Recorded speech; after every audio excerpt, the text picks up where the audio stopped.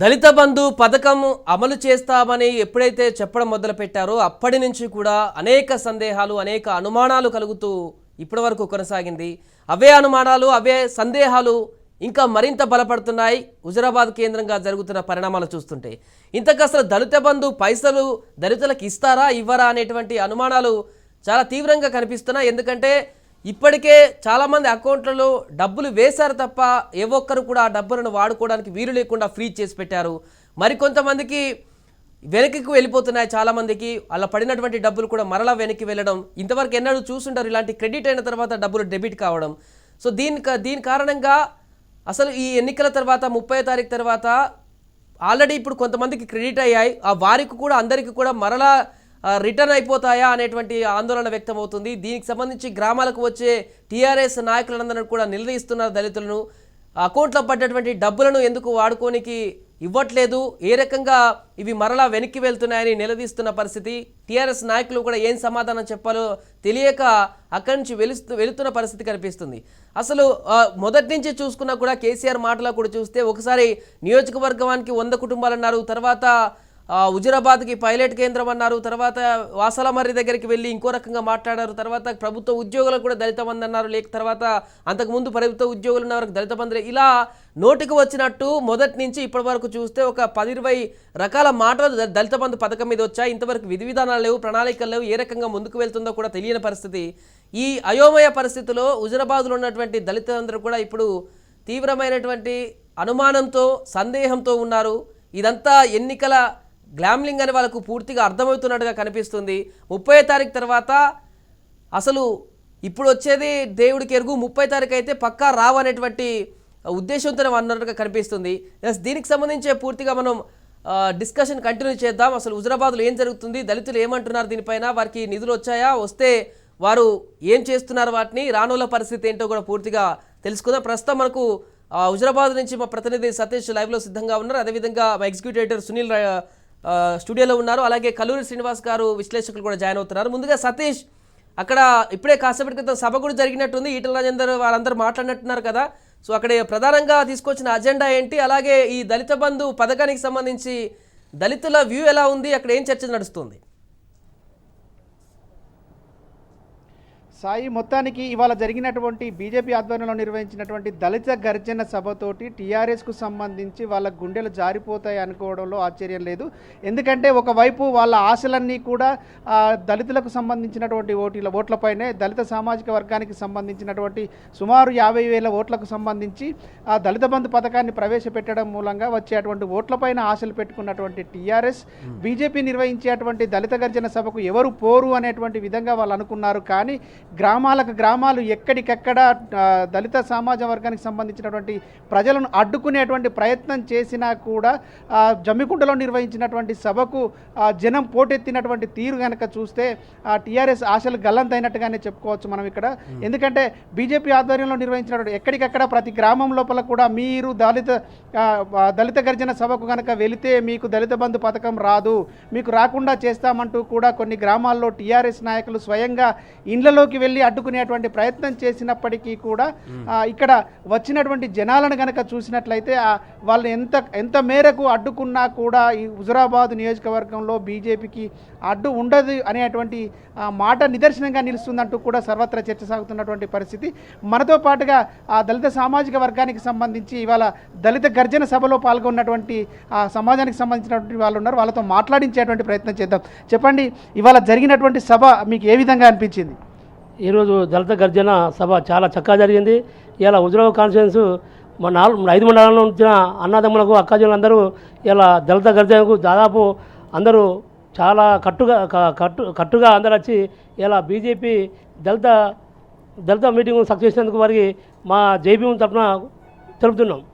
మొత్తానికి ఆ ఆట పాటలతోటి సంతోషంగా గడిపినటువంటి వాతావరణం అయితే ఇక్కడ కనబడింది. అంటే ఒకవైపు ఏమో టీఆర్ఎస్ దళిత సామాజిక వర్గం అంతా మా వైపే ఉందని చెప్పుకుంటున్నటువంటి పరిస్థితి. ఇవాళ సభ చూస్తేనేమో పోటెత్తినటువంటి జనాన్ని చూస్తే అసలు ఏం జరగబోతుంది నవంబర్ 2వ తారీఖు ఈ నెల 30 నాడు మన ఈటల రాజేందర్ గారు దాదాపు ఒక 80,000 మెజార్టీతో గెలవబోతుండే. ఎందుకంటే మా దళిత ఓట్లు దాదాపు 55,000 ఓట్లు ఉన్నాయి కాబట్టి. అదేవిధంగా 22,000 కుటుంబాలని ఉన్న కొనాలని చెప్పని వాళ్ళు అనుకోవడం వాళ్ళ ఒక భ్రమ. ఎందుకంటే కేసీఆర్ చేసిన మోసాలకు ఒక దళిత ముఖ్యమంత్రి చెప్పని ఒక కుటుంబానికి 3 ఎకరాల భూమి అని చెప్పని, అదేవిధంగా నిరుద్యోగులకు ఉద్యోగాలు అని చెప్పని మోసం చేయడం వల్ల వారి యొక్క మోసాలకు ఎవరు ఈరోజు దళిత బిడ్డలు ఎవరు మోసపడడానికి వీళ్ళని చెప్పని 5 మండలాల దళిత కుటుంబాలు ఈరోజు జమ్మికొండ జమ్మికొండలో మీటింగ్ అంతా రావడం జరిగింది. ఇదే అదేవిధంగా గ్రామాల్లో టీఆర్ఎస్ గుండారు రౌడీలు ఈరోజు మా అందరు రాకుండా కూడా అందరిని ఆపడితే కూడా ఎక్కడెక్కడనే మన ఎదిరించుకొని ఈ మీటింగ్ రావడానికి చాలా టైం పట్టింది. అయినా కూడా ఈ దళిత గర్జను చాలా సతీష్ మరొక అంశం వారిని అడిగే ప్రయత్నం చేయండి. సతీష్ వారిని అడిగే ప్రయత్నం చేయండి. ఒకటి ఏంటంటే ఇప్పటివరకు దళిత బంధువుకు సంబంధించి డబ్బులు క్రెడిట్ అవుతున్న మెసేజ్లకు సంబంధించి బ్యాంకుల నుంచి వస్తున్న మెసేజ్ కనిపిస్తున్నాయా, లేకుంటే ఎస్సీ కార్పొరేషన్ నుంచి వాళ్ళకి మెసేజ్ వచ్చినట్టుగా రిసీవ్ అయినట్టుగా మెసేజ్ కనిపిస్తుందా? ఒకసారి ఆ క్లారిటీ వాళ్ళ దగ్గర తీసుకోండి. సాయి, ఒక ఆసక్తికరమైన విషయం, సభ జరుగుతున్నటువంటి సమయంలోనే కొంతమందికి మీకు ఆ పాస్బుక్లు ఇస్తా ఉన్నాం, దానికి సంబంధించినటువంటి డబ్బులను మీరు పాస్బుక్లో చూసుకోండి అంటూ కూడా మెసేజ్లు పంపించినటువంటి పరిస్థితి. అంటే ఇక్కడ సభ జరుగుతున్నటువంటి సమయంలోనే ఆ మెసేజ్ రావడం, ఆ మెసేజ్ని కూడా ఈటల రాజేందర్ చదివి వినిపించడం కూడా జరిగింది ఈ సభలో. అంటే సభకు వీళ్ళు తరలి వెళ్ళిన తరువాత అక్కడ వాళ్ళ లోపల ఒక చలనం వచ్చి వాళ్ళకి పాస్బుక్లు ఇచ్చేందుకోసం కూడా ముందుకొచ్చినట్టుగా కూడా చెప్తా ఉన్నటువంటి పరిస్థితి. ఇంకొంతమంది ఏ విధంగా వాళ్ళు అసలు ముందుకెళ్తున్నారు, అసలు ఈటల రాజేందర్ వెంట వాళ్ళు ఏ విధంగా ఉంటున్నారనేటువంటి విషయం కూడా అడుగుదాం. చెప్పండి, అసలు మీరు ఇవాళ సమావేశానికి వచ్చే సమయంలో అడ్డుకున్నటువంటి విధంగా కూడా ప్రయత్నాలు చేశారని తెలుస్తుంది, నిజమేనా? ఇది 100% నిజము. ఎస్సీ కాలనీలో ఉన్నటువంటి అన్ని మండలాలు 5 మండలాలు ఉన్నటువంటి ఎక్కడెక్కడైతే ఊళ్ళల్లో ఎస్సీ సర్పంచులు ఉన్నారో దళితులను ఇక్కడ దళిత గర్జన మీటింగ్ రావద్దని చెప్పేసి అని దళిత సర్పంచులు అందరూ ఇళ్లలోకి పోయి వస్తే మీకు దళిత బంధు రాదు, మీరు మమ్మల్ని అడగద్దని చెప్పేసి అని భయభ్రాంతులకు గురి చేసినా కూడా వాళ్ళ మాట లెక్క చేయకుండా 10 లక్షలు మాకు వస్తున్నాయి అంటే ఈటల రాజేందర్ గెలుపుకోవాలనే ఈటల రాజేందర్ రాజీనామా చేస్తే నచ్చింది. ఈటల రాజేందర్ రేపు గెలిస్తే ఇంకా మాకు ఎన్నో మా బతుకులు బాగుపడతాయి అని సర్పంచ్ చెప్పిన మాటలు కూడా లెక్క చేయకుండా తన ఇళ్ళకి వచ్చి ఈరోజు ఈ యొక్క సభను విజయవంతం చేసిళ్ళు. ఈ విజయవంతం చేసిన సందర్భంలోకి అందరికీ దడ పుట్టి వాళ్ళ ఊళ్ళకి వెళ్ళి కార్యదర్శులు కావచ్చు, కారాబార్లు కావచ్చు, అందరూ ఫోన్ చేసుకుంటే సర్పంచ్ కావచ్చు ఫోన్ చేసి మీకు బుక్కులు వచ్చినాయి రాండి మేము ఇస్తామని చెప్పేసి అని ఇప్పుడు ఫోన్ చేస్తాను. ఇన్ని రోజులు మీకు ఏడవైంది, ఈ బుక్కులు వచ్చి ఎన్నడూ వచ్చినాయి అన్నారు, ఈ బుక్కుల ద్వారా మీరు వచ్చినాయని చెప్పి ఇప్పుడు ఇస్తాను కదా, ఈటల రాజేందర్ గెలుపు తథ్యమని చెప్పేసి అని భయం పుట్టి వాళ్ళు అందరికీ ఫోన్ చేస్తున్నారు. సభ నిర్వహణ మొదలైన నాటి నుంచి సభ జరుగుతున్నంత వరకు కూడా అడ్డుకునేటువంటి ప్రయత్నాలు జరిగినాయి. మొదటి నుంచి మేము ఇంటింటికి 6 గంటలకు లేచి ఇంటింటికి 10 గంటలకు మీటింగ్ ఉంటుంది జమ్మికుంట లోపల ఈటల రాజేందర్ అన్న దళిత గర్జన అని చెప్పేసి అని మేము డోర్ టు డోర్ చెప్పుకుంటూ అందరికీ పోతే మా వెనుకనే దళిత వాడలో ఉన్నటువంటి దళిత సర్పంచులు అందరూ అన్ని గ్రామాల్లో ఉన్న సర్పంచులు అందరూ ఇంటింటికి వచ్చి మీకు దళిత బంధు రాదు మీరు పోతే అని చెప్పేసి అని చాలా భయభ్రాంతులకు గురి చేసినప్పటికీ కూడా ప్రజలు ఎక్కడ భయపడకుండా అందరూ ఈ యొక్క సభకు వచ్చి విజయవంతం చేసిండ్రు. రైట్, మీరు చెప్పండి, ఈ దళిత గర్జన సభ మీకు ఏ విధంగా ఉత్సాహాన్ని నింపుతా ఉంది? ఈ దళిత గర్జన సభ చూస్తుంటే కేసీఆర్కు దడబుట్టిందని మనం చెప్పకనే అవసరం లేదు. ఏదైతే ఇప్పుడు కేసీఆర్ గారు ఎన్నికల సందర్భంగా వచ్చి ఆగస్టు 16 తారీఖు రోజు ఇక్కడ దళిత బంధు ప్రారంభోత్సవం చేస్తున్న సందర్భం ఉంది కదా, కేసీఆర్ మాటలు వినే పరిస్థితిలో లేరు జనాలు. తెలంగాణ ప్రజలు, ముఖ్యంగా హుజురాబాద్ నియోజకవర్గ ప్రజలు, దళితులు మాత్రం కేసీఆర్ మాటలు వినే పరిస్థితిలో లేరు. ఎందుకంటే దళితులను ముఖ్యమంత్రి చేస్తా, దళితులకు 3 ఎకరాల భూమి అనే ఇటువంటి మాటలు చెప్పి అందరిని మోసం చేసిండు కదా, ఇది కూడా అలానే అని చెప్పేసి అది ఒకవేళ వచ్చినా కూడా ఆ దళిత బంధు ఇచ్చినా కూడా అది కేవలం ఈటల రాజేందర్ గారి రాజీనామా చేయడం వల్లనే ఇక్కడ వచ్చి ఈ దళిత బంధు అనేది ప్రారంభం చేసిండు.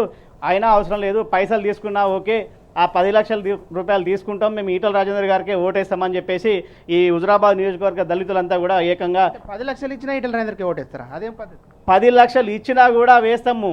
ఇక్కడ ఊర్లలో ఇప్పుడు జరుగుతున్నటువంటి ఏమైందంటే సర్పంచులు, వార్డు మెంబర్లు, ఎంపీటీసీలు, ఎంపీపీలు అందరూ ఉన్నారు కదా, ఈ దళిత గర్జన అనేది ఈటల రాజేందర్ గారికి మద్దతుగా దళితులు ఏదైతే వెళ్తున్నారని తెలిసిన వెంటనే వారందరూ కూడా వార్డు మెంబర్ ఏ వార్డుకు ఆ వార్డు, గ్రామాలలో చూసుకుంటే పట్టణాలలో చూసుకుంటే కౌన్సిలర్స్ వీళ్ళందరూ తిరిగి మీరు ఈటల రాజేందర్ గారికి మద్దతుగా వెళ్తే మీకు వచ్చే దళిత బంధు క్యాన్సిల్ చేస్తామని చెప్పినా కూడా, అరే బాబు ఈటల రాజేందర్ గారి రాజీనామా వల్లనే ఈ దళిత బంధు వచ్చింది, చేసుకుంటే చేసుకోండి, కాకపోతే మాత్రం మేము ఈటల రాజేందర్ గారికి మాత్రం మద్దతు తెలపకుండా అయితే ఉండమని చెప్పేసి ఏదైతే వారు దళితులంతా కదిలి వచ్చి ఈరోజు రాజేందర్ అన్న గారికి మద్దతు తెలపడం జరిగింది.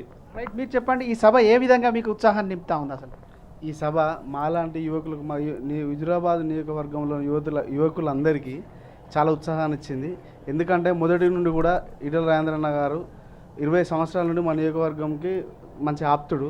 తన రాజీనామా వల్ల నియోజకవర్గం మొత్తం ఉక్కిరిబిక్కిరి అయిపోయింది. ఇప్పుడు కొన్ని అభివృద్ధి కార్యక్రమాలు జరుగుతున్నాయి. హుజురాబాద్ నియోజకవర్గంలో జరిగే ప్రతి అభివృద్ధికి కారణం ఈటెల రాజేంద్రన్న గారే. ఈ దళిత బంధు కూడా కేవలం ఈటెల రాజేంద్ర రాజీనామా వల్లనే నెక్స్ట్ వచ్చే ఉప ఎన్నికలు ఈటెల రాజేంద్ర గారిని ఓడించాలనే ఉద్దేశంతో ఈ పథకాన్ని ప్రవేశపెట్టాడు. ఎన్ని పథకాలు ఇచ్చినా ఎన్ని డబ్బులు ఇచ్చినా ఈటెల రాజేంద్ర గారిని హుజురాబాద్ నియోజకవర్గ ప్రజలు భారీ మెజార్టీతో గెలిపించుకుంటారని నేను తెలుపుతున్నాను. మీరు చెప్పండి, అసలు ఎన్ని రకాలైనటువంటి అవాంతరాలు సృష్టించినా ఈ వచ్చినటువంటి జనాలను చూస్తే మీకు ఏమనిపిస్తాను? చాలా సంతోషంగా ఉన్నది. ఎందుకంటే ఊర్లలో సర్పంచులు, దళిత సర్పంచులు ప్రజలను రానియకుండా ఇంటింటికి తిరిగి మీకు మీటింగ్ పోతే దళిత బంధు రాదని చెప్పినా కూడా ఆత్మాభిమానం చంపుకోలేక ఆత్మగౌరవం తెలపడం కోసం రాజేంద్ర అన్న మద్దతు కోసం ఈ సభకు ఒక మినిమం 14,000 నుంచి 16,000 మంది, అంటే మినిమం పర్మిషన్ తీసుకున్నది 14,000కైనా కూడా 16,000 మంది జనాలు రావడం చాలా సంతోషకరం. ఈటెల రాజేంద్ర అన్నను భారీ మెజార్టీతో గెలిపించడానికి జై కొట్టినరు. ఈ సభలో ఈటెల రాజేంద్ర అన్న పేరు వినగానే సంతోషంగా జై కొట్టిన ప్రజలను మనం చూసా ఉన్నాం. ఈ మన ఏదైతే దళిత సర్పంచులు ఉన్నారో ఈ మన టీఆర్ఎస్ మన ఈ నాయకులు వీళ్ళందరూ కూడా ప్రజలను భయపెట్టించినా కూడా భయపడకుండా మాకు దళిత బంధు వచ్చినా రాకున్నా ఈటెల రాజేంద్ర అన్న రాజీనామా చేస్తేనే ఈ దళిత బంధు అనేది వచ్చింది అనేది తెలపడం కోసమైనా ఈ మద్దతు మా మద్దతు అంతా ఈటెల రాజేంద్రగానే తెలియడానికే ఈ భారీగా తరలి వచ్చిన జనం చూస్తున్నాం. సాయి చూస్తున్నాం కదా పరిస్థితి ఇది. సతీష్, ఇంకొకటి అక్కడ డబ్బులు పడుతున్నాయా లేదా అనేటువంటి క్లారిటీ లేకుండా చాలా మంది హెల్ప్ డెస్క్ల దగ్గర కూడా వెళ్తున్నారంటగా. ప్రస్తుతం అక్కడ పరిస్థితి ఏ విధంగా ఉంది? హెల్ప్ డెస్క్లకు వెళ్తే వాళ్ళేం సమాధానం ఇస్తున్నారు? సరే, వాళ్ళకి డబ్బులు ఉన్నాయా లేవనేటువంటి దానికి సంబంధించి ఏం క్లారిటీ వస్తుంది వాళ్ళ దగ్గర? సాయి, ఆ డబ్బులకు సంబంధించి ఆ ఖాతాల్లో పడినటువంటి ఆ డబ్బులకు సంబంధించినటువంటి అంశాలు కూడా అధికారులు పూర్తి స్థాయిలో ఒక స్పష్టత అయితే ఇవ్వడం లేదు. దళిత బంధుకు సంబంధించి అసలు ఆ అకౌంట్లలో డబ్బులు పడ్డాయా? ఆ విషయం అడిగితే ఏం చెప్తున్నారు అసలు అధికారులు? ఇప్పుడు ఈ దళిత గర్జన క్యాన్సిల్ చేసుకోవడం చేయాలని చెప్పి ఉద్దేశంతో నమ్మేయడానికి మీ అకౌంట్ బుక్లో వచ్చి రానని చెప్పని పంచాయత్ సెక్రటరీ గారు మరి కారోబార్ గారు చెప్పడం జరుగుతుంది. అదంతా బూటకమని చెప్పని అనుకుంటాను. ఎందుకంటే ఈ మీటింగ్ సక్సెస్ కాదని చెప్పని చేసింది, కానీ ఆ బుక్లో మాకేమని చెప్పని మా దళిత బిడ్డలందరూ కలిసి ఇలా ఆపద్జంకుల్లా అందరు రావడం జరిగింది. ఎందుకంటే అది బుక్కులు ఇట్లా ఇవ్వకుండా మా రాజేంద్ర ఖచ్చితంగా నవంబర్ 2 రిజల్ట్ రాగానే హుజురాబాద్ కాన్స్టిట్యూన్సీ కాకుండా రాష్ట్రం మొత్తం ఇప్పించే ఆలోచన కాబట్టి దానికి తెగించి అందరు ఈ మీటింగ్ రావడం జరిగింది. కాబట్టి ఈరోజు అందరూ గమనించాలి. రైట్. అంటే బ్యాంకు అధికారులు ఏం చెప్తున్నారు అసలు? మీ డబ్బులు పడినాయా మీకు? పడ్డట్టుగా మెసేజ్ వచ్చిందా? అధికారులు ఏం చెప్తున్నారు మీకు? మాకైతే ఇప్పటి వరకు ఇలాంటి మెసేజ్ అయితే రాలేదు. మాకైతే రాలేదు. మాకు సంబంధించిన క్లస్టర్ ఆఫీసర్ మేము మాట్లాడితే ఏమంటే అందరికీ పడ్డాయి, మెసేజ్ రావట్లేదు అని చెప్పేసి అన్నారు. కానీ ఇప్పటివరకు అయితే మాకు మెసేజ్ రూపంగా అయితే ఇప్పటివరకు అయితే రాలేదు నా మొబైల్కి. అధికారులు ఏమంటున్నారు దీనికి సంబంధించి? అధికారులు ఏమంటున్నారంటే మేము అడుగుతే ఏమంటున్నారంటే మెసేజ్ వస్తలేవు, అందరికీ బ్యాంకుల అకౌంట్లో డబ్బులు పడ్డాయి అని చెప్పేసి అని చెప్తున్నారు. రైట్. అంటే ఇదొక మరో రకంగా మభ్యపెట్టే విషయం అనుకుంటున్నారు. ఇప్పుడు అంతే కదా, ఇప్పుడు ఈరోజు టెక్నాలజీ పెరిగింది, మొబైల్ నెంబరు తీసుకున్నారు, మొబైల్ నెంబర్ అలాంటి ఉన్నది, మాకు మెసేజ్ రావాలి కదా. వాళ్ళు ఏదో చెప్పితే ఇప్పుడు వాళ్ళు చెప్పినంత మాత్రమే కాదు కదా, మనకు మొబైల్కి మెసేజ్ వచ్చినప్పుడు మనకు వచ్చినంత లెక్క. కానీ రాకుండా పడ్డాయి అంటే అది ఏ విధంగా మేమేటో నమ్ముతాం? ఇప్పుడు పడ్డటువంటి వాళ్ళకి ఎవరికైనా డబ్బులు కానీ ఏదైనా యూనిట్లు కానీ తీసుకునే అవకాశం వచ్చిందా? ఇప్పటి వరకు అయితే అప్పుడు కేసీఆర్ గారు ఇచ్చిన 15 చెక్కులతో తీసుకున్నటువంటి లబ్ధిదారులే కొనుక్కున్నారు తప్ప ఇప్పటి వరకు ఒక్క లబ్ధిదారు కూడా ఏ ఒక్క యూనిట్ తీసుకున్నటువంటి దాఖలాలు అయితే లేవు.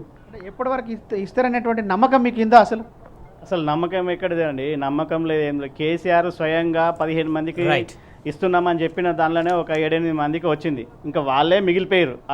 అందులో ఇది వాళ్ళ ఖాతా. ఇప్పుడు అది కేసీఆర్ ఏమన్నాడు, కలెక్టర్ ఖాతాలో వేసిన అని చెప్పేసి అన్నాడు. మాకు ఆల్రెడీ అకౌంట్లు ఉన్నాయి కదా. ఈ రోజుల్లో అకౌంట్లు లేనోరు ఎవరు లేరు కదా. ముఖ్యంగా మహిళలకే ఇదే అని చెప్పేసి అన్నారు. మహిళలకు కంపల్సరీ గ్యాస్ విషయంలో ఏదో ఒక విషయంలో ఆల్రెడీ అకౌంట్ ఉన్నది. అకౌంట్ ఉండగా ఆయనకి ఇచ్చే ఉద్దేశం ఉంటే డైరెక్ట్ మా అకౌంట్లో వేయచ్చు కదా. మళ్ళీ వాడికి కొత్త అకౌంట్లు ఎందుకు? కొత్త అకౌంట్లు ఉన్నాయి, ఆ అకౌంట్లు వేసినామని చెప్పేసి అంటున్నారు. ఇంతవరకు ఏం లేదు. ఏదన్నా ఉంటే డైరెక్ట్ మా అకౌంట్లో షరతులు లేకుండా, మాది ఏంటంటే మాది ఒక్కటే కోరిక, ఎలాంటి షరతులు లేకుండా వారు అన్నారు కదా వాసల మరిలో అక్కడైతే వారి గ్రామాలలో చెప్పారు కదా, వాళ్ళకి ఏ విధంగా డైరెక్ట్ 10 లక్షలు ఇచ్చారో అదేవిధంగా మా హుజురాబాద్ నియోజకవర్గం వారికి కూడా ఎలాంటి షరతులు లేకుండా డైరెక్ట్ చింతమడకలో చెప్పారు కదా. అది వారికి ఏదైతే 10 లక్షలు అక్కడ ఇచ్చిరో అదే రకంగా ఎలాంటి షరతులు లేకుండా మాకు కూడా మా అకౌంట్ కొత్త అకౌంట్లు వీళ్ళు ఇచ్చే అకౌంట్లు కాకుండా మా అకౌంట్లో డైరెక్ట్ పడ్డప్పుడుగా మాకు నమ్మకం కలిగేది. అలాంటప్పుడు ఇస్తారని ఆశ అయితే మాకైతే లేదు. ఇది ఆడలేక మధ్యలో దరువు అన్నట్టుగా ఇవ్వడం ఇష్టం లేక అనేక రకాలైనటువంటి సాకులు చెప్తున్నారనేటువంటి విషయాన్ని అయితే వాళ్ళు చెప్తున్నటువంటి పరిస్థితి. అంటే మొదటగా లబ్ధిదారులను ఎంపిక చేశాం, అందరికి ఇస్తామన్నారు, ఉద్యోగాలతో సంబంధం లేకుండా వయోపరిమితి లేకుండా అందరికి ఇస్తామన్నారు. ఇప్పుడేమో ఆ ఉద్యోగులు అదేవిధంగా వయోపరిమితిని నిబంధనగా తీసుకొచ్చారు, అదేవిధంగా ఒంటరి మహిళలను నిబంధనగా తీసుకొచ్చారు. వాళ్ళకు అకౌంట్లో వేసినటువంటి అమౌంట్ను కూడా మళ్ళీ డెబిట్ చేసుకున్నటువంటి పరిస్థితి.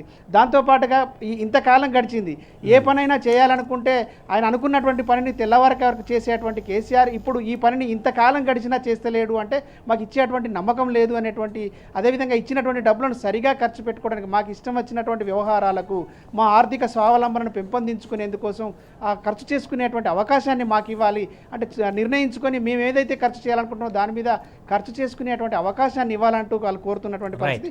ఇంతకుముందు కూడా ఈ దళిత గర్జన సభలో మాజీ మంత్రి ఈటెల రాజేందర్ మాట్లాడుతూ ఈ నెల 30 వరకు అంటే ఓట్లు ఉన్నాయి కాబట్టి ఓట్లు దగ్గరకు వచ్చిన తర్వాత 30 లోపు అమౌంట్ వేసేటువంటి అవకాశం ఉంది. ఒకవేళ వేయకపోయినా 30 తర్వాత ఈ ఎన్నికల తర్వాత మీకు వచ్చేంత వరకు కూడా కొట్లాడే బాధ్యత కూడా నాది, ఎవరికైతే రాలేదో వాళ్ళందరికీ వచ్చే విధంగా కొట్లాడే బాధ్యత నాది. దాంతోపాటుగా హుజురాబాద్ నియోజకవర్గం పూర్తయిన తర్వాత తెలంగాణ రాష్ట్రంలో ఉన్నటువంటి ప్రజలందరికీ దళిత సామాజిక వర్గానికి అందరికీ కూడా దళిత బంధు వర్తింపజేయడంతో పాటు పేదలకు బంధులు వర్తింపజేసేటువంటి విధంగా చర్యలు చేపట్టేందుకోసం ఉద్యమించేందుకు నేనున్నా. ఒకవేళ ఈ దళిత సామాజిక వర్గానికి డబ్బులు గనక ఎన్నికల లోపు గనక ఇవ్వకపోతే చావు డప్పు కొట్టడానికి కూడా దళిత సామాజిక వర్గం సిద్ధంగా ఉంది అంటూ కూడా ఈటెల రాజేందర్ వ్యాఖ్యానించినటువంటి పరిస్థితి ఉంది. Right, thank you Satish. మొత్తానికి దళిత బంధు పథకము హుజరాబాద్లో హైడ్రామాగా కొనసాగుతుందని చెప్పుకోవచ్చు. రోజుకొక మెసేజ్లు, పూటకొక అనుమానాలు, గంటకొక సందేహాలు అక్కడ కలుగుతూ దళిత బంధు కార్యక్రమం నడుస్తుంది. ఇంతవరకు ఎవరికి కూడా బ్యాంకుల అకౌంట్లో డబ్బులు పడని పరిస్థితి, పడ్డవారికి ఉపయోగించుకోలేని పరిస్థితి, ఫ్రీజ్ అయిన తర్వాత దాన్ని ఏం చేయాలో కూడా అర్థం కానటువంటి పరిస్థితుల్లో అక్కడ దళితులు ఉన్నారు. ఈరోజు దళిత గర్జన సభలో కూడా దీనికి సంబంధించి పూర్తిగా చర్చించారు కూడా. దళిత బంధు పథకం అమలుకు సంబంధించి ఇంతవరకు కూడా ఒక ప్రణాళికలు కానీ నియమ నిబంధనలు కానీ విడుదల చేయలేదు. దాన్ని చట్టరూపంకి చేయమన్నా కూడా చేయని పరిస్థితి కనిపిస్తుంది. తాజాగా హుజరాబాద్ నియోజకవర్గంలో అందరికీ దళిత బంధు ఇస్తామని చెప్పేసి ఇప్పుడు తాజాగా అసెంబ్లీలో మరొక మాట మార్చారు సీఎం కేసీఆర్. ప్రతి నియోజకవర్గానికి 100 కుటుంబాల చొప్పున ఇచ్చుకుంటూ వెళ్తాం, ఇది లాంగ్ ప్రాసెస్, ఇలా కొనసాగుతుంటుంది, అది ఎప్పటి వరకు చెప్పలేమన్నట్టుగా మాట్లాడుతూ చూస్తే ఇదొక ఎన్నికల స్టంట్ అనేది అందరికీ తెలిసిన విషయమే. కానీ అప్పటి వరకు కూడా అసలు నడుస్తుందా, హుజరాబాద్లో ఉన్నటువంటి జనాలకు కూడా అందుతుందా లేదా అనేటువంటి పెద్ద క్వశ్చన్ అయితే ఇప్పుడు కలుగుతుంది. సో దీనికి సంబంధించి మాట్లాడదాం. మా ఎగ్జిక్యూటివ్ ఎడిటర్ సునీల్ ఇక్కడ మాతో పాటు స్టూడియోలో ఉన్నారు. సునీల్, ఈరోజు దళిత బంధు పథకానికి సంబంధించి చూస్తే అనేక అనుమానాలు, అవే అపోహలు అక్కడ కనిపిస్తున్నాయి. సో తాజాగా ఈరోజు దళిత గర్జన సభ కూడా బీజేపీ వాళ్ళు నిర్వహించిన సందర్భంలో అనేక రకాల అవాంతరాలు, వారికి అక్కడ సభలో ఉన్నప్పుడే మెసేజ్లు పంపించడాలు, ఈ మెసేజ్లు ఎవరు పంపుతున్నారో కూడా తెలియని క్లారిటీ, అసలు బ్యాంకు వాళ్ళ, ఎస్సీ కార్పొరేషనా, లేకుంటే ప్రైవేట్ వ్యక్తులు పంపిస్తున్నారా, అయోమయంలో కొనసాగుతున్న పరిస్థితిని అక్కడ కనిపిస్తుంది. ఎలా చూడొచ్చు అంటారు దీన్ని? ఎస్, మనం ఇంతకుముందుగా లైవ్లో చూసాము. హుజరాబాద్లో దళితులు మాట్లాడింది, మాకు బ్యాంకులో మెసేజ్ రాలేదు, మాకు ఫోన్లో మెసేజ్లు రాలేదు, కానీ ఇప్పుడు ఫోన్లు చేసి పాస్బుక్లు తీసుకుపోండి, బ్యాంక్ పాస్బుక్లు, ఈ 10 లక్షలకు సంబంధించిన అకౌంట్కి సంబంధించినటువంటి పాస్బుక్లు వచ్చాయి, అవి తీసుకెళ్ళండి అని చెప్పేసి ఫోన్లు వచ్చాయని చెప్తున్నారు. నిన్నటికి నిన్న హుజరాబాద్లో హెల్ప్ డెస్క్లు పెట్టారు. ప్రజల లోపల అనుమానాలు ఉన్నాయి, లబ్ధిదారుల లోపల అనుమానాలు ఉన్నాయి. అక్కడ 21,000 మందికి 10 లక్షల చొప్పున ఈ దళిత బంధు లోన్లు శాంక్షన్ చేయడం, ఇది సాధ్యం కాదు అనేటువంటి చర్చ జరుగుతుంది రాష్ట్ర వ్యాప్తంగా. కాబట్టి అనుమానాలు, అపోహలను నివృత్తి చేసేందుకు హెల్ప్ డెస్క్లను ఏర్పాటు చేశారు. దానికంటే ముందు అసెంబ్లీలో మంగళవారం రోజు సీఎం కేసీఆర్ మాట్లాడారు. ఒక చర్చ అంటే సీఎం కేసీఆర్కి ఇంటెలిజెన్స్ రిపోర్ట్ పోయింది. ఏమని రిపోర్ట్ పోయింది? నమ్మట్లేదు, హుజరాబాద్లో ఉన్న దళితులు ఎవరు నమ్మట్లేదు, హుజరాబాద్లో 48,000కు పైన ఎస్సీల ఓట్లున్నాయి, ఇన్ టోటో ఆ ఓట్లు టీఆర్ఎస్కు కన్సాలిడేట్ అయ్యేందుకోసమే ఈ స్కీమ్ను అక్కడ పెడుతున్నారనేటువంటిది రాష్ట్ర వ్యాప్తంగా జరుగుతున్నటువంటి చర్చ.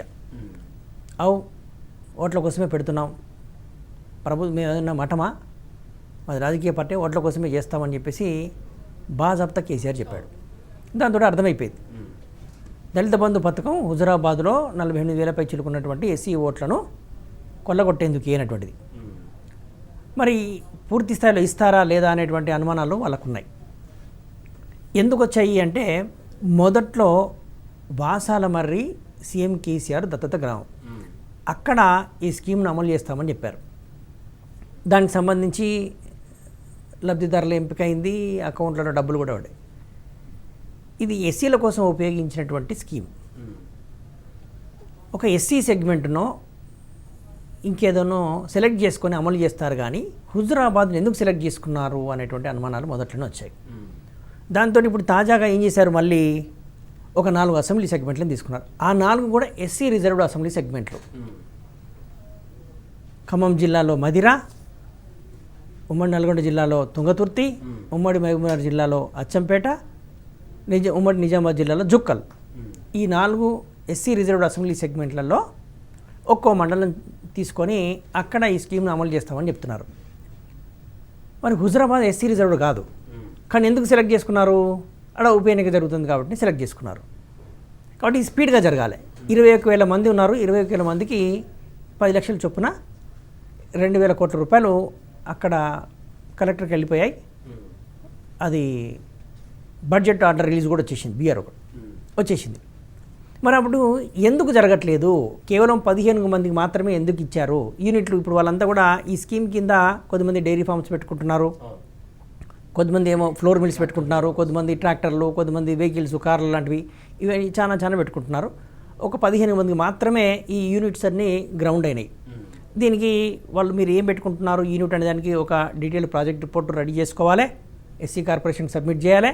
దానికి సంబంధించి వీళ్ళకు ఆ యూనిట్ని నడిపేటువంటి నాలెడ్జ్ ఉందా లేదా, స్కిల్ ఉందా లేదా అని చూస్తారు. లేకపోతే దానికి సంబంధించినటువంటి ట్రైనింగ్ ఇస్తారు.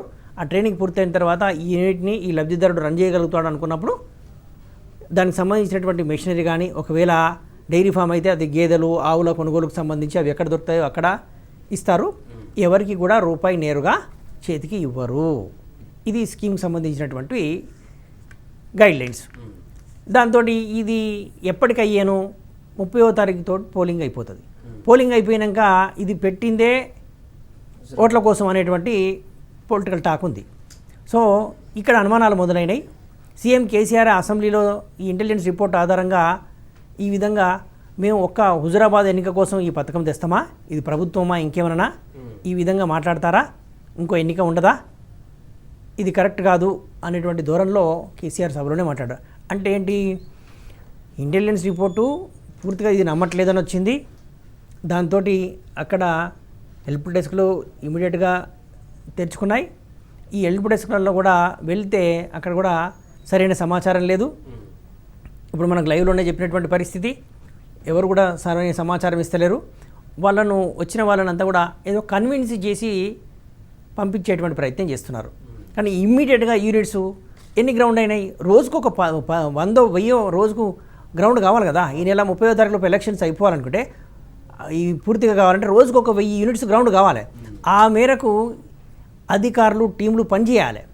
ఆ రకంగా ఏం కనపడట్లేదు, ఏమీ లేదు. కేవలం ఒక 2 ఆఫీసర్లతో 2 హెల్ప్ డెస్కులు, హుజురాబాద్లో జమ్మిగుంటలో కూడా 2 హెల్ప్ డెస్కులు పెట్టారు. అంటే ఇవన్నీ జనాలకు అర్థమవుతూనే ఉంది, ఇది అంతా ఏదో మాయ ఉంది. ఎన్నికల కోసమే ఇది 2,000 కోట్లు రిలీజ్ చేశారు, కానీ ఇవి ఇచ్చేటట్టుగా కనపడతలేవు. కేవలం 15 మందికే ఇచ్చారు. వాటిని చూపించి ఆ డెమో పీసులు, ఆ శాంపుల్ పీసులను చూపించి మనందరినీ ఓట్లేయమంటున్నారు అనేటువంటి ఒక అభిప్రాయము ఈ దళిత బంధు లబ్ధిదారులకు వచ్చేసింది. అందుకనే ఇప్పుడు వాళ్ళంతా కూడా మనకు లైవ్లో మేము నమ్మము, ఇది నమ్మే రకంగా లేదు అంటే కేసీఆర్ గవర్నమెంటు కొన్ని విన్యాసాలు చేస్తూ నమ్మించే ప్రయత్నం చేస్తుంది. కొన్నిసార్లు నమ్ముతారు, కానీ అన్నిసార్లు నమ్మడం అనేది సాధ్యం కాదు. అంటే మనిషి నైజం తెలిసిన తర్వాత మనం చాలాసార్లు మాట్లాడుకున్నాం, నమ్మకం ఉండాలి. ఆ నమ్మకం కోల్పోతుంది గవర్నమెంటు. ఈ డౌట్లు కేసీఆర్కి వచ్చాయి, అందుకే అసెంబ్లీలో మాట్లాడాడు. ఇప్పుడు దానికి సంబంధించి ఎల్బిడెస్ క్రియేట్ చేశారు. ఎన్ని క్రియేట్ చేసినా ముందు ఇవి గ్రౌండింగ్ కనుక అయితే, యూనిట్స్ గ్రౌండింగ్ కనుక అయితే జనాలు నమ్మేటువంటి ఆస్కారం ఉంటుంది. రోజుకు 1000 చొప్పున గ్రౌండ్ కావాలి. ఆ మేరకు మొత్తం అంతా ఆఫీసర్స్ అంతా కూడా అక్కడ పనిచేయాలి. ఇది పైలట్ స్టడీ అన్నప్పుడు, పైలట్ స్టడీ ఎస్సీ రిజర్వ్డ్ కానటువంటి సెగ్మెంట్ని ఎన్నుకోవడమే అనుమానాలు, అక్కడి నుంచి అనుమానాలు, మొత్తం అన్ని అనుమానాలు, అపోహలు, అనుమానాలే. సో అంటే ఏంటి, ఈ ప్రభుత్వం మీద నమ్మకం లేదు. ఈ అనుమానాలే బలపడుతున్నాయి తప్పించి నమ్మకం బలపడట్లేదు. దాంతో ఇక్కడ ఆయన ఏ లక్ష్యంతో మొత్తం 48 చిలుకు ఎస్సీల ఓట్లు టీఆర్ఎస్కు కన్సాలిడేట్ అవుతాయి అనేటువంటి కావాలనేటువంటి ఒక పొలిటికల్ ఎజెండా తోటి లక్ష్యంతో ఈ స్కీమ్ను డిజైన్ చేసుకొని వెళ్ళాడో అది బూమరాంగ్ అవుతుంది. ఇప్పుడు అక్కడ దళితులంతా కూడా నమ్మేసే పరిస్థితులు లేరు. మొత్తానికి ఇది ఆ దళిత బంధుకు సంబంధించి అక్కడ హుజురాబాద్లో జరుగుతున్నటువంటి పరిణామాలు చూస్తున్నాం. జనాలు అయితే ఎవరు కూడా నమ్మే పరిస్థితి లేరు దళితులకు సంబంధించి. అక్కడ అంటే రోజుకొక మాట పూటకొక మాట కొనసాగుతున్న సందర్భంలో అక్కడైతే వారు పూర్తి స్థాయిలో నమ్మకం అయితే కోల్పోయిన పరిస్థితి అయితే కనిపిస్తుంది. రైట్, కల్లూరి శ్రీనివాస్ గారు కూడా మనతో పాటు ఉన్నారు. ఎస్ శ్రీనివాస్ గారు, ఈరోజు హుజురాబాద్లో జరుగుతున్న పరిణామాలన్నీ చూస్తూనే ఉన్నాం రెగ్యులర్గా. అయితే దళిత బంధుకు సంబంధించి ఇప్పటికీ ఒక క్లారిటీ అంటూ రాకపోవడము, కనీసం ఆ తీసుకునే లబ్ధిదారులో కూడా ఒక నమ్మకం కలగకపోవడం, అకౌంట్లో పడ్డాయని మెసేజ్ వచ్చినా కూడా వారికి ఆందోళన తొలగకపోవడం చూస్తే ఈ పథకం అనేది ఏ రకంగా ప్రభుత్వం ముందుకు తీసుకువెళ్తుందనే దానికి ఉదాహరణగా ఇవే కనిపిస్తున్నాయి. ఏం చెప్తారు దీనికి సంబంధించి? దళితుల్లో ఉన్నటువంటి అనుమానాలకు ముందు ముందు ఎలాంటి పరిణామాలు ఎదురయ్యే అవకాశం ఉంది? ముఖ్యంగా ఈ మెసేజ్లు రావడం అనేది అవి బ్యాంకు ద్వారా వచ్చిన మెసేజ్లా లేదంటే ఇంకో సంస్థ ద్వారా వచ్చిన మెసేజ్లా అనేది కూడా పూర్తిగా చూడాల్సిన విషయం అది. అయితే బ్యాంకు ద్వారా వస్తేనే మనం దాన్ని కన్ఫామ్గా చెప్పుకోవచ్చు బ్యాంక్ అకౌంట్లో డబ్బులు పడ్డాయి అని. కానీ బ్యాంకు ద్వారానే వచ్చినాయనే నమ్మకం అయితే లేదు. గతంలో చాలా సందర్భాల్లో మీడియాలో వచ్చిన మెసేజ్లను మనం చూసినప్పుడు అవి బ్యాంకు నుంచి వచ్చినట్టుగా కనపడలేదు. ఎన్ఎఫ్టీ అని ఒకటి ఉంటుంది, ఈ మెసేజ్లు పంపే ఆర్గనైజేషన్ ఉంటుంది. దాని త్రో ప్రభుత్వాన్ని ఏమైనా ఉంటే అటువంటి మెసేజ్లు కావచ్చు లేదంటే ఇంకేదైనా మెసేజ్ కావచ్చు దాని త్రో వస్తాయి. ఆ రకంగా పంపించినట్టుగానే ఎక్కువ వరకు మనకు కనపడ్డాయి. దాని ద్వారా ఏంటంటే హుజురాబాదులో అందరి అకౌంట్లలో డబ్బులు పడ్డాయా లేదా అనేది మ్యాక్సిమం అలాంటి మెసేజ్లు వచ్చిన దగ్గర మాత్రం పడి ఉండకపోవచ్చు అనే అనుమానం. రెండోది పడ్డవాళ్ళే కొంత ఉంటే ఉండొచ్చు, పూర్తిగా పడలేదని చెప్పలేం, కానీ కొంతవరకు పడవచ్చు, కానీ పూర్తిగా పడ్డట్టుగా మాత్రం మనకు నమ్మకం కలగడం లేదు. ఎందుకంటే గ్రౌండ్లో ఇప్పటికీ ఈ దళిత బంధుకు సంబంధించి ఇంకా దర్యాప్తే జరుపుతా పోతున్నది ప్రభుత్వం. వీళ్ళని అసలు దళితులు 21,000 కుటుంబాలు ఉన్నాయి, వాళ్ళందరూ పైలట్ ప్రాజెక్ట్ కిందకే వస్తారు ప్రతి కుటుంబము. అవన్నీ తెలిసిన తర్వాత కూడా దాని తర్వాత మళ్ళీ ఏం చేసింది ప్రభుత్వం? 17,000 చిల్లర కుటుంబాలు మాత్రమే అర్హులు అన్నట్టుగా ప్రకటించింది ఒకటి. సరే వారికైనా కానీ ఇవ్వగలిగిందా అని అన్నప్పుడు మరీ ఇంకా దర్యాప్తులే జరుగుతున్నాయి గ్రౌండ్లో. అంటే దాని అర్థం ఏంటంటే ఇప్పుడు ఇంతమందికి మెసేజ్లు వచ్చినా కానీ వాళ్ళకి డబ్బులు పడ్డట్టు కాదు, ఎందుకంటే దర్యాప్తు జరుగుతుంది అక్కడ. కాబట్టి దర్యాప్తు జరిపి వాళ్ళకు కన్ఫర్మ్ అనిపించినప్పుడు మాత్రమే ఆ డబ్బులు వాళ్ళ అకౌంట్లోకి పంపే అవకాశం ఉంటుంది. అటువంటి వాళ్ళకి మాత్రమే బ్యాంకు నుంచి మెసేజ్ వస్తుందని మనం భావించవచ్చు. అయితే ఇట్లా ఏంటంటే శరామాములు చాలా ఉన్నాయి. ఇప్పుడు సునీల్ రెడ్డి గారు చెప్పినట్టుగా అనేక అనుమానాలు ప్రజల్లో ఎందుకు వస్తున్నాయి? అసలు ఇది పోతున్న పోకడనే విచిత్రంగా ఉన్నది కదా. ముఖ్యమంత్రి గారు ఈ దళిత బంధు ప్రకటించిన రోజు ప్రతి కాన్స్టిట్యున్సీకి 100 కుటుంబాలకు ఇస్తామని చెప్పింది. దాంతో ప్రారంభమైంది ఈ పథకం. దాని అమలు తీరు ఎట్లుంటుంది అనేది ముఖ్యమంత్రి గారు అక్కడి నుంచి స్టార్ట్ చేశారు. అది ఎన్ని రూపాయలు తీసుకున్నది ఇప్పటికీ మనకే ఆశ్చర్యం వేస్తుంది. దాని తర్వాత ఏమైంది? వాసాల మరి చెప్పిన దాని తర్వాత హుజూరాబాదును పైలట్ ప్రాజెక్టుగా ప్రకటించారు. ఆ లోపల ఎన్నికలు వస్తాయేమో అనేటువంటి భయం కొద్దీ ఈ పథకం ఎక్కడో ఒక దగ్గర అమలు కావాలని వాసాల మరి దత్తత గ్రామానికి అక్కడ కూడా వర్తింపజేసాడు. అంటే ఇది ఆన్గోయింగ్ పథకంగా చూపించడానికి కావచ్చు, అటువంటి ప్రయత్నంగా వాసాల మరిలో కూడా దాన్ని అమలు చేసినామని చెప్పాను. పైలట్ ప్రాజెక్ట్ అనేది హుజూరాబాదుకు కేటాయించిన తర్వాత వాసాల మరి దేనికి అంటే ఇక్కడ ఏంటంటే ఈ హుజూరాబాదులో 20,000 కుటుంబాలకు దళిత బంధు పంచే నమ్మకం లేకనే అది. ఎందుకంటే అక్కడ ఎలక్షన్స్ ఉన్నాయి కదా, 20,000 కుటుంబాలకు పంచాలన్నప్పుడు ఆ లోపల పంచే అవకాశం లేదు. కాబట్టి ఈ పథకాన్ని ఎగరగొట్టకుండా, ఒకవేళ ఈసీ కండిషన్ పెడితే ఎగరగొట్టకుండా, అలాగే ఇటు హుజూరాబాదు దళితులను నమ్మించే రకంగా ఉండాలి అన్నప్పుడు ఖచ్చితంగా ఈ రకంగా మనం వాసాల మరిలో మొదలు అమలు చేద్దామనే ప్రయత్నంలో ప్రభుత్వం చేసింది. దాని తర్వాత మరి అదైపోయిన తర్వాత ఊరుకున్నారా అంటే మరో 4 ఎస్సీ కాన్స్టిట్యున్సీలలో 4 మండలాలకు వాటికి కూడా దళిత బంధు ప్రాథమిక దశలో అమలు చేస్తామని చెప్పి అక్కడ కూడా ప్రకటించారు. చివరికి వస్తే పైలట్ ప్రాజెక్టు దగ్గరనే ఆగుతున్నది. వాసాలమరిలో కొంత జరగవచ్చు, ఆ 4 మండలాల్లో ఇప్పుడు ప్రోగ్రెస్లో ఉండొచ్చు పథకము. కానీ హుజూరాబాద్ పైలట్ ప్రాజెక్టు ఎప్పుడు ప్రకటించారు? దాదాపు 2 నెలలు దాటిపోయింది. అంటే ఇంత లాంగ్ పీరియడ్లో అన్ని కుటుంబాలను దర్యాప్తు చేయడానికి ఇంకా సమయం సరిపోలేదు. ఇంకా ఒక ఫిగర్ మీద ప్రభుత్వం లేదు. ఇన్నే కుటుంబాలు ఉన్నాయి, వీళ్ళకి మాత్రమే ఇవ్వాలనే ఒక ఫిగర్కి ఇప్పటికీ ప్రభుత్వం రీచ్ కాలేకపోయింది. అంటే ఇంత కన్ఫ్యూజన్ అనేది ఉండడానికి కూడా ప్రధానంగా కారణం ఏంటంటే, ఇంత భారీ ఎత్తున ఈ 2000 కోట్లు ఏవైతే ఇప్పుడు హుజూరాబాద్లో పెట్టినరో వాటన్నిటినీ అక్టోబర్ 30 లోపల పంచడం మాత్రం సాధ్యం కాదు. అది ముఖ్యమంత్రి గారికి కూడా తెలుసు, అధికారులకు కూడా తెలుసు. ఎప్పుడైతుంది అంటే ఎన్నికల తర్వాత ఇస్తామని ఒక ఆశ చూపించడానికి మాత్రమే కలెక్టర్ ఖాతాలో 2000 కోట్లు వేసిందని చెప్పుకోవచ్చు. ఆ అనుమానాలు హుజూరాబాద్ దళితుల్లో చాలా బలంగా ఏర్పడ్డాయి. ఇప్పుడు మనకు ఇక్కడ మాట్లాడిన వాళ్ళు, మీడియాలో మాట్లాడిన వాళ్ళు ప్రతి ఒక్కరు చెప్తున్నది ఏంది, ఒక్కరికి విశ్వాసం లేదు వల్ల. ఆ 15 మందికి ముఖ్యమంత్రి గారు ఎవరికైతే ఇచ్చిండ్రో అందులో కూడా ఇంకా అందరికీ అందలేదని చెప్తుండ అతను. 7-8 మందికి అందిందట. ఇంకో మరో 7-8 మంది వాళ్ళకి అందాల్సిన వాళ్ళు కూడా ఉన్నారు. అంటే 9వ దళితుడికే ఇంకా అందలేదు, మనం 16వ దళితుడికి అందలేదని చెప్తున్నాం. కానీ ఇప్పుడు 9వ దళితుడికి అందని పరిస్థితి ఉన్నట్టుగా గ్రౌండ్ రిపోర్ట్ చెప్తుంది. మన అక్కడ ఉన్న వాళ్ళు చెప్తున్న విషయాన్ని బట్టి అది మనకు అర్థమవుతుంది. అంటే ఓవరాల్గా ఏంటంటే ఎన్నికలు మాత్రం అయిపోతాయి. దాని తర్వాత ఈ దళిత బంధు పథకము, హుజూరాబాద్లో ఉన్న 2000 కోట్లు ఏమవుతాయి అనేది మాత్రం దైవాధీనమే. ఒకవేళ నిజంగానే అమలు చేసే ఉద్దేశం ప్రభుత్వానికి ఉంటే, ఇప్పటిదాకా సునీల్ రెడ్డి గారు చెప్పినట్టుగా ఎవ్రీడే గ్రౌండ్లో అది అమలు కావాలి. కనీసం 500 మందో 1000 మందికో నువ్వు డిస్ట్రిబ్యూట్ చేయాలి కదా యూనిట్స్ ఎక్కడో అక్కడ. అంటే నువ్వు ఇంత పీరియడ్ తీసుకొని ఇంకా దాన్ని నాంచవేత దూరంలో ఉంచుతున్నావు అన్నప్పుడు అక్కడ ఉన్న దళితులకు ఎందుకు అనుమానాలు రావు? 100% అనుమానాలు వస్తాయి. ఆ అనుమానాలు డే బై డే మరింత బలపడుతూ పోతాయి. అలా ఎవరికి అనుమానం లేదు. రెండో విషయం, నిన్న అసెంబ్లీలో ముఖ్యమంత్రి గారు మాట్లాడుతూ ఏమన్నారంటే, దళిత బంధు ఎగ్గొడుతుంది ఈ ప్రభుత్వం అని హుజూరాబాద్లో ప్రతిపక్షాలు ప్రచారం చేస్తున్నాయి అనేది కూడా మాట్లాడాడు. ఇక్కడ వాస్తవం ఏందనంటే, ఈరోజే మీడియాలో ఒక పత్రికలో వచ్చిన కథనం ప్రకారం మనం చూస్తే, ఈ మాజీ సైనికులకు ఇదే కేసీఆర్ గారు 2017లో ఒక సంక్షేమ నిధిని ప్రకటించాడు. అందులో ముఖ్యమంత్రి, మంత్రి, ఎమ్మెల్యేలు, ప్రభుత్వ ఉద్యోగులు వీళ్ళందరి నుంచి కలెక్ట్ చేసి 30 కోట్ల రూపాయలు మాజీ సైనికుల సంక్షేమ నిధి అనేది ఒకటి ఏర్పాటు చేసిండు. ఈ ముఖ్యమంత్రి గారే స్వయంగా ప్రకటించినారు. అది ఎవరో ప్రకటించింది కాదు, స్వయంగా అతనే ప్రకటించింది. అది 2017లో ప్రకటించారు. ఆ మాజీ సైనికోద్యోగులంతా ముఖ్యమంత్రిని కలవడానికి ఆ 30 కోట్ల రూపాయలు ఈ మాజీ సంక్షేమ నిధి విభాగానికి ట్రాన్స్ఫర్ కాలే. ఆ డబ్బులు ఏం చేశారు? 30 కోట్లు సిఎంఆర్ఎఫ్కు ట్రాన్స్ఫర్ చేశారు. అంటే చీఫ్ మినిస్టర్ రిలీఫ్ ఫండ్కు ఈ 30 కోట్లను ట్రాన్స్ఫర్, అంటే సైనికులకు ఇవ్వాల్సిన, మాజీ సైనికులకు ఇవ్వాల్సిన డబ్బు సిఎంఆర్ఎఫ్ చీఫ్ మినిస్టర్ రిలీఫ్ ఫండ్కు ట్రాన్స్ఫర్ చేశారు. అంటే నేను ఈ ఉదాహరణ ఎందుకు చెప్తున్నా అంటే, కేసీఆర్ ప్రభుత్వంలో ఏదైనా సాధ్యమే.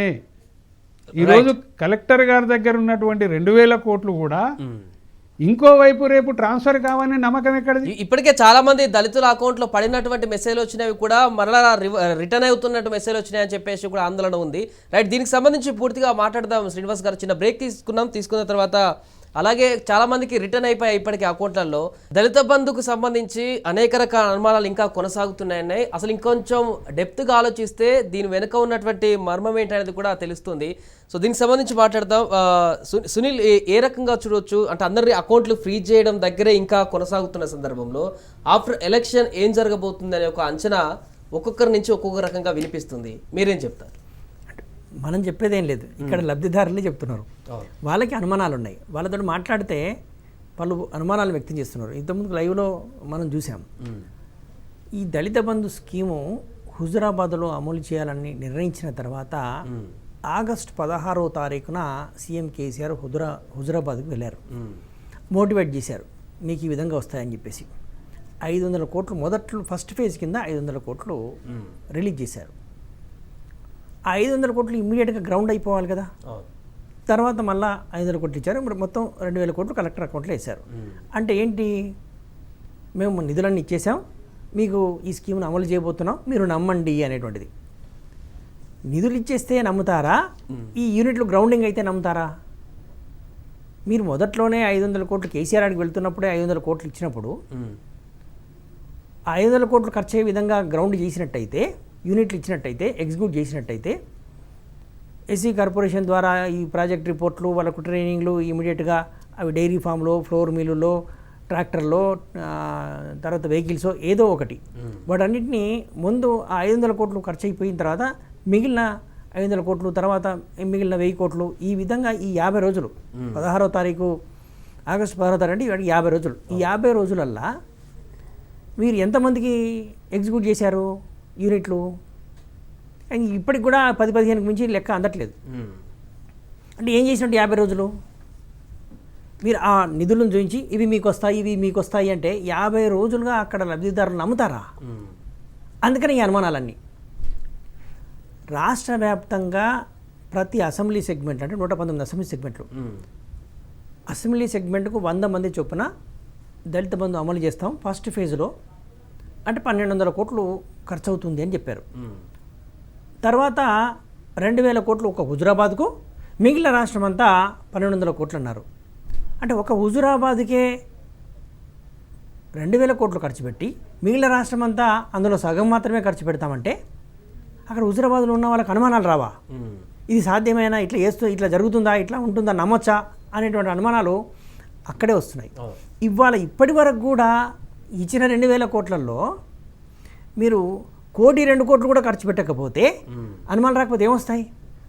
ఇక వాళ్ళకు ఉన్నటువంటి అనుమానాలు ఏంటంటే ఈ 2000 కోట్లలో 30వ తారీఖు వరకు ఇంకో 10-15కి మించి గ్రౌండ్ కావు, 2 రోజులకోసారి 3 రోజులకోసారి 5 వచ్చినాయి 3 వచ్చినాయి అనేటువంటి శాంపుల్ పీసులు చూపిస్తారు.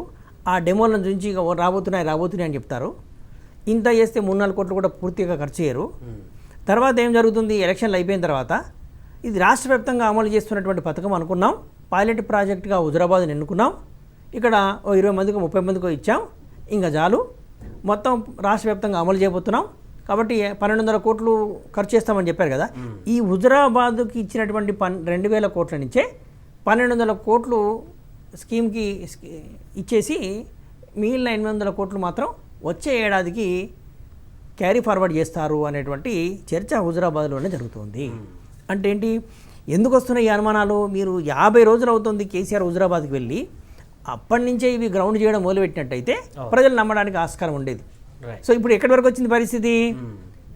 జనాలు నమ్మట్లేదు కాబట్టి కన్విన్స్ చేయడం కోసం హెల్ప్ డెస్క్లు పెట్టడము, స్పెషల్ ఆఫీసర్లను పెట్టి కన్విన్స్ చేసేటువంటి ప్రయత్నాల వరకు వచ్చింది. ఇంటెలిజెన్స్ రిపోర్ట్లు సీఎం కేసీఆర్కి చెప్పేశాయి, జనాలు ఎవరు నమ్మట్లేదండి అంటే ఆయనే స్వయంగా లబ్ధిదారులకు భరోసా ఇచ్చేందుకోసం, నమ్మించడం కోసం అసెంబ్లీ వేదికగా ప్రకటనలు చేయాల్సి వచ్చింది. ఇది కొంత సైంటిఫిక్గా ఉంటే బాగుండేది. అలా లేకుండా హుజురాబాదు ఉప ఎన్నికలో లబ్ధి కోసం ఇంటోటో 48,000 ఎస్సీ ఓట్లను కొల్లగొట్టాలనేటువంటి ఒక రాజకీయ ఎత్తుగడతో భాగంగా ఈ స్కీమ్ను అమలు చేయడం వల్లనే ఇన్ని సమస్యలు వస్తున్నాయి. ఇది కార్యరూపం దాల్చకపోయేసరికి లబ్ధిదారుల లోపల అనుమానాలు, ఈ అనుమానాలను నివృత్తి చేయడం అనేటువంటిది ఇప్పుడు ఉన్నటువంటి అధికారులకు కానీ హెల్ప్ డెస్క్తో కానీ సాధ్యం కాదు. గ్రౌండ్ అయితేనే నమ్ముతారు జనాలు. యూనిట్లు కనపడాలి, ఊరుకు 2-3 యూనిట్లు కనపడితే వాళ్ళకు వచ్చాయి, మనకు కూడా వస్తాయనే నమ్మకం ఉంటుంది. మీ ఆ విధంగా యూనిట్లు గ్రౌండింగ్ చేయకుండా హెల్ప్ డెస్క్లు పెట్టినా, స్పెషల్ ఆఫీసర్లు పెట్టినా కూడా ప్రయోజనం ఉండదు. ఈ అనుమానాలు మరింతగా పెరుగుతాయే తప్పించి తగ్గడం అనేటువంటిది కాదు ఉండదు. Right. Thank you Sunil, thank you Srinivas Reddy గారు. సో మొత్తానికి దళిత బంధు పథకానికి సంబంధించి హుజురాబాద్లో కొనసాగుతున్న తంతు ఈ విధంగా ఉంది. అయితే ఏ రకంగా చూసినా కూడా అనేక అనుమానాలు కలుగుతున్నాయి. 30వ తారీఖు దగ్గర పడుతుంది, అయినా కూడా యూనిట్లు అందరికీ అందట్లేదు. చెప్పుకుంటే 10-15 మందికి కూడా పూర్తి స్థాయిలో అందని విధంగా హుజురాబాద్లో కొనసాగుతుంది. అంటే 2 కోట్ల వరకు కూడా ఖర్చు పెట్టలేని పరిస్థితి ఈరోజు హుజురాబాద్ దళిత బంధు పథకంలో కొనసాగుతున్న తరుణంలో వారికి అనేక అనుమానాలు అయితే కలుగుతూనే ఉన్నాయి. ఇది ఏ విధంగా ముందుకు వెళ్తుందో చూద్దాం.